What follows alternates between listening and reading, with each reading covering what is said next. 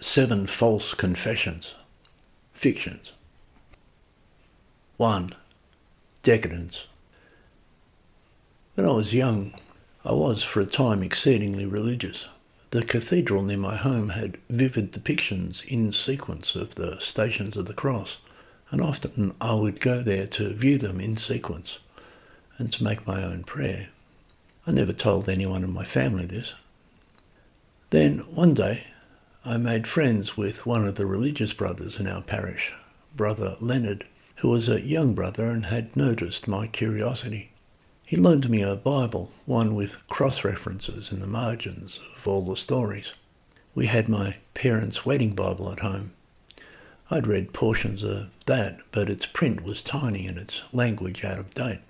This Bible was far more accessible, with the words of Jesus in red, and I read through all 4 of the Gospels. My father found me reading it and neglecting my school studies.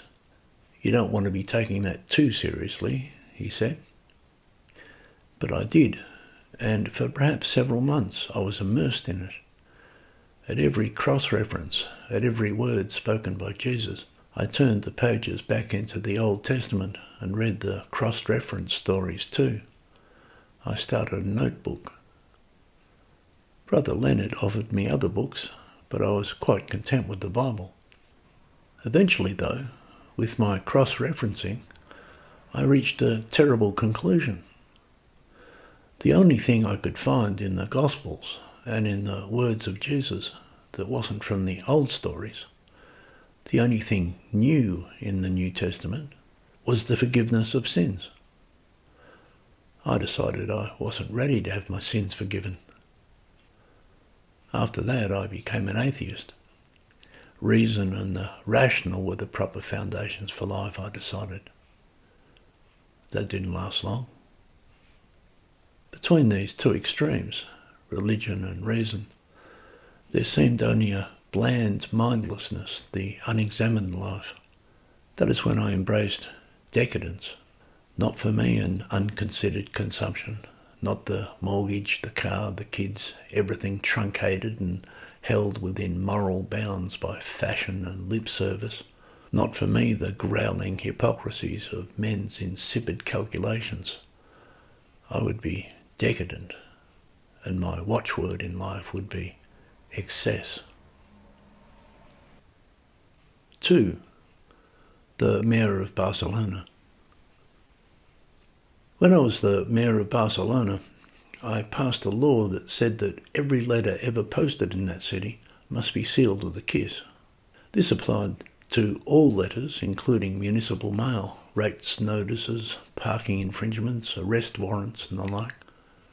The city had to employ a team of letter kissers who were trained not to be too sloppy after concern about the spread of viral infections. The costs were justified by surveys suggesting the city was on its way to winning the world's happiest city award. But then I met Felicia. She was one of these kissers. For a while, she was the official letter kisser in my office. I was hosting the mayoral ball, gathering all the dignitaries and their wives, and she sealed every invitation with a kiss. I had never seen such lips, and the way she puckered them up, and the way she pressed them with such natural tenderness on the envelopes, I was smitten. In the grip of scandal I resigned, and we ran off to Argentina together. I gave up the happiest city in the world for the best kisser in Spain. 3. The Pact. You don't kill a man for no reason. Although having said that, I've just recently met several men who did. But in my case, I had a reason. It is just that it is not a reason I can divulge. I know it looks as though I killed a man for no reason, but that is far from being true. Even now, though, I am not going to give you the reason. I had a reason. It was a good reason. We had a pact. I had to kill him. And even now that he is dead, and they will hang me by my neck because they think I killed a man for no reason.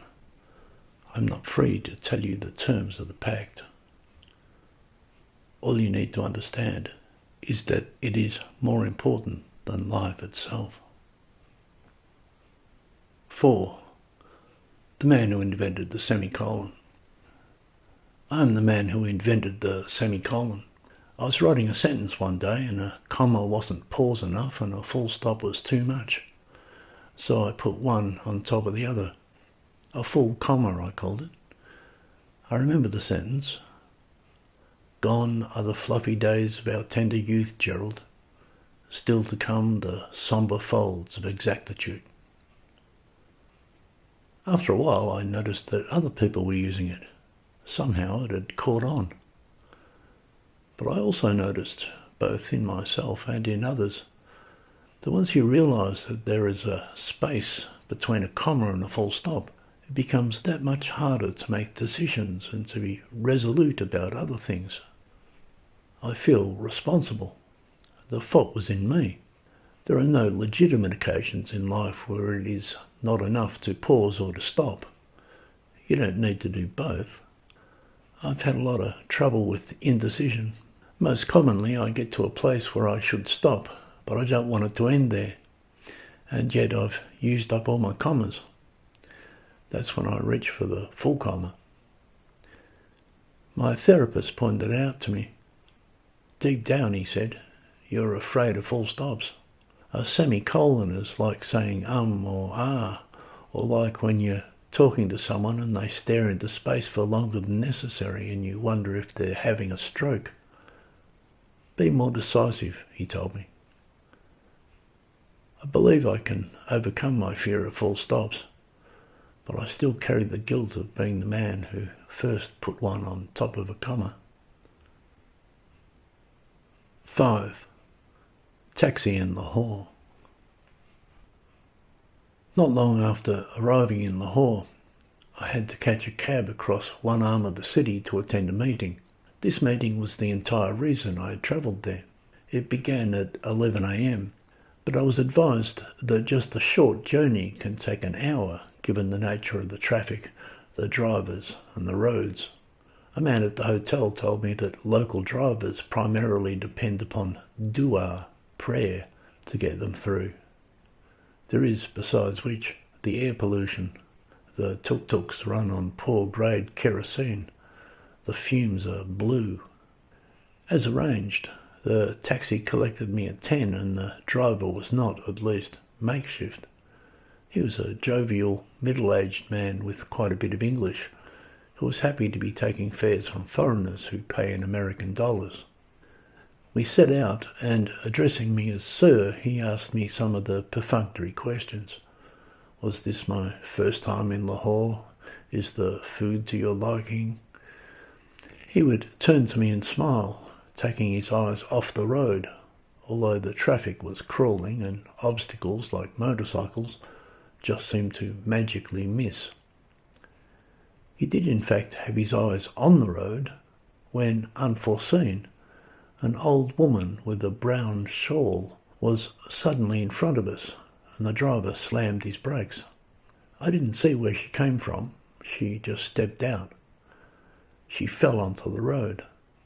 My driver swung open his door and leapt out to attend to her. "But you didn't hit her," I called out. "We didn't. There was no thud, no contact. The old woman was playing it up, I decided." Traffic moved around us, but shortly a policeman, one of those intrepid men in uniform who stand in the middle of Lahore pretending to direct the chaos under the brown-blue cloud of pollution, appeared. He was tall, well-groomed, with a moustache. I was annoyed. Where was my driver? I jumped out of the taxi and went after him. By then he had picked the old woman up off the road and was helping her hobble towards a shelter on the far roadside. "What are you doing?" I yelled to him. He stopped and indicated that the woman might require medical attention. "What?" I cried. "She's faking it." The woman's left knee gave way, and she hobbled some more. That old bitch is faking it, I said to myself. Eventually the policeman came over and said to me, "You should get another taxi, sir." In his opinion, my driver wasn't coming back. I was furious. For some reason, though, I pulled out my wallet, took out some American dollars and said politely, "Can you see that the driver gets this?" I don't know why I remembered that incident. I made it to the meeting on time. Whenever I remember it, I see myself sitting in the empty taxi, stranded, calling the taxi driver an idiot and hoping the old woman trips over and really hurts herself. 6. The $5 fogey. Now and then, at instigations that still escape me, I would take upon myself the persona of a young fogey. A young fogey is an old fogey, only young. It is a puzzle to me what triggered these phases, but an important dimension of them was that I kept them secret. I went to menswear stores and charity stores and purchased young fogey attire, my trousers, braces and tweed jacket, black brogues, vintage knitwear. With this kit I affected the name Charles Spindleflex. In those days it was easy to fabricate identification, and I walked into a bank and opened an account saying, "Good morning, sir. My name is Charles Spindleflex, and I am here to open an account," and put down $5 as my opening balance. The teller looked at me and said, "Good-o," and asked no further questions. In the evenings I would frequent the Savage Club and sit bibbing sherry with chaps lamenting the end of the British Empire, the best damn empire in history, what? But my friends never met Charles Spindleflex, and no one at work ever knew him. And the odd thing is that I completely forgot about him, as if I kept him a secret from myself, because years later I found some young fogey attire in my closet, and I honestly said to myself, "Whose are these?" I remember one night on a train threatening an unruly youth with my walking cane to impress a young lady. My $5? It was gobbled up by fees long ago. 7. Golgotha. Forgive me, Father, for I have sinned, not grievously, not directly, not with intent, but as you know, deep down I'm depraved. Moreover, I am completely and utterly incapable of redeeming myself from this deep down depravity, and so, well, I'm asking for your help with that. I can take care of the day-to-day deviations, but it's the deep down depravity that's the problem. I know you'll sacrifice your only begotten Son, but it seems like a drastic solution. Is the depravity really that deep? I met this girl, Diane. She says I'm not depraved, not deep down, nor in my day-to-day deviations. She's not a devil, is she? You'd let me know if she's a devil, wouldn't you? She multiplies my day-to-day deviations, Diane, and makes me doubt my deep-down depravity. And then, you see, I start negotiating. What about this? I don't need open heart surgery. I just need a reminder day to day. I'm not depraved, I'm just forgetful. Deep down forgetful. I'd forget my own name. So the help I'm seeking is just a wake-up call, especially in the form of Diane, who reminds me of just how forgetful I am. I'm not saying I'm pristine, and neither is Diane, but you created me thus, deficient in certain departments. But then you'll say your son died for nothing. Golgotha is where they buried Adam's bones. On the other side of my wretchedness, you'll say, is the transmutation of my marrow. As for sins, there's all 7 of the deadly ones, especially sloth, and lust, but not deliberately. And isn't it intent that matters? No, not with deep down depravity. That's the problem. The deadly seven are on top of the deep down depravity. Diane says, love God and love your neighbour and call it done. Is she a Protestant? Why are all the nice girls Protestants? Is that part of your design?